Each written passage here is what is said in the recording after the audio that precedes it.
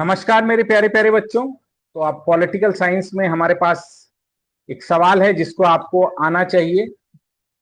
अगर आप यूपीएससी में आपका पॉलिटिकल साइंस ऑप्शनल है, अगर आप एमए, बीए, एमफिल, पीएचडी इस तरह के क्वेश्चनों को नेट जेआरएफ को देखने की कोशिश कर रहे हैं तो इस तरह का सवाल आपके साथ आ सकता है। इसको आपको देखिए, इसके मॉडल आंसर हमारे यहाँ अवेलेबल हैं। रजनीश आईएएस एकेडमी के ऐप को आप डाउनलोड कर लीजिए और आपको बहुत मदद मिलेगी। तो उदारवाद एक क्रांतिकारी विचार कैसे रहा? अब ये क्वेश्चन है, how has liberalism been a revolutionary idea. आप शुरुआत करनी है आपको। उदारवाद अपने समय का एक अत्यंतकारी विचार रहा है क्योंकि इसमें लिबरलिज्म हैज, पहले मीनिंग बताएंगे कि लिबरलिज्म है क्या। ये मानवीय स्वतंत्रता का विचार है जो मनुष्य जीवन के सभी पहलुओं में किसकी बात करता है? स्वतंत्रता की बात करता है। It is a propounder, a advocator of human liberty and wants liberty in humans every sphere of human life. तो liberalism has extremely revolutionary idea in it time because इसने चुनौती दी, परिवर्तन किया। क्रांति का मतलब क्या होता है? रेवोल्यूशन क्या मतलब होता है? परिवर्तन करना। राजशाही और सामंत को दोनों को चुनौती दी इसने। राजाओं के दैवीय अधिकारों, सामंती व्यवस्था के पद्माकरों को अस्वीकार कर दिया और यह तर्क देते हुए कि सरकार की वैधता शासितों की सहमति से होती है। It challenge the monarchy and feudalism, it rejected the divine right, कि नहीं, राजा को अधिकार किसने दिए हैं? ये सामंतों की बात हम क्यों मानते हैं?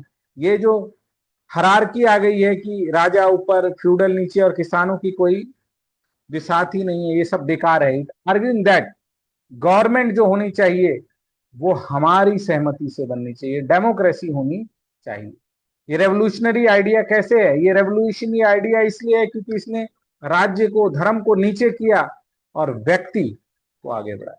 व्यक्ति की केंद्रीयता को इसने आगे बढ़ाया। तो समाज या राज्य के बजाय व्यक्ति के राजनीतिक चिंतक को केंद्र में रखा। This idea focuses on centralisation of the individual. ये विचारधारा व्यक्ति से शुरू करती है और व्यक्तिवाद पर ही अंत करती है। It place the individual at the centre of political thought rather than society, state और रिलीजन। उस समय ये क्रांतिकारी विचार ऐसे था क्योंकि उस समय में समाज में सामुदायिक को और राज्य के हितों को ही प्राथमिकता दी जाती थी। State was supreme, king was supreme, community was supreme, but this ideology rejected that idea. This was revolutionary at the time when collective and state interests were prioritized.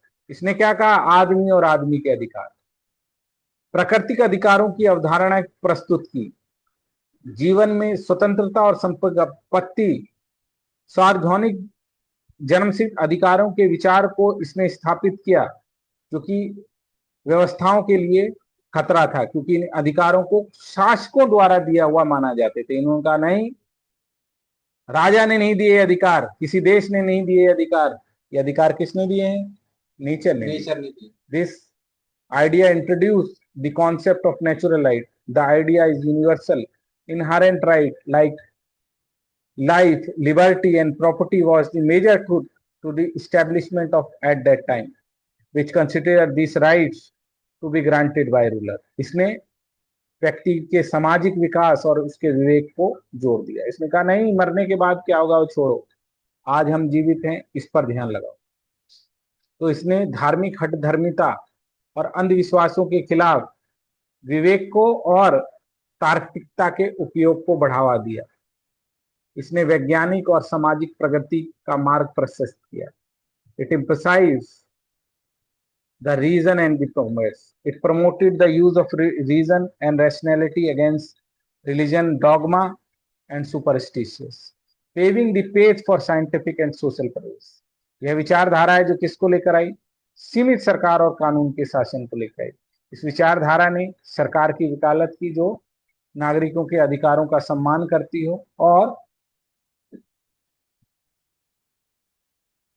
ऐसी शक्तियां संविधान द्वारा सीमित, जो मनमाने ढंग से शासन का अंत करती है।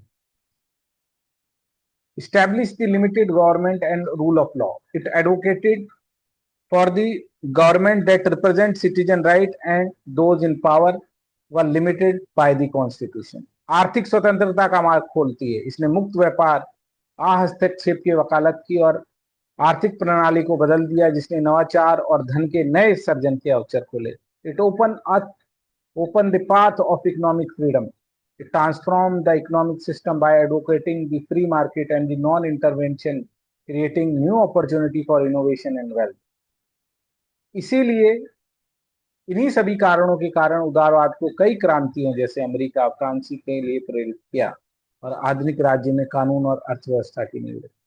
For all these reasons, liberalism is inspired many revolutions such as American and French Revolution and laid the foundation of modern city state law and economy. तो अब इस तरह का क्वेश्चन अगर आपसे पूछा जाए तो सबके बारे में आप लिख दोगे, मुझे ऐसी आशा है।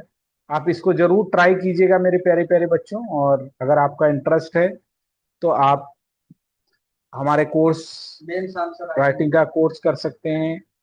किसी भी कॉलेज में या किसी में भी आप जाते हैं तो वहां पर अगर आपका पॉलिटिकल साइंस ऑनर्स है या कुछ भी है तो आप हमारी हेल्प ले सकते हैं। तो थैंक यू वेरी मच मेरे प्यारे प्यारे बच्चों। God bless you. बाय।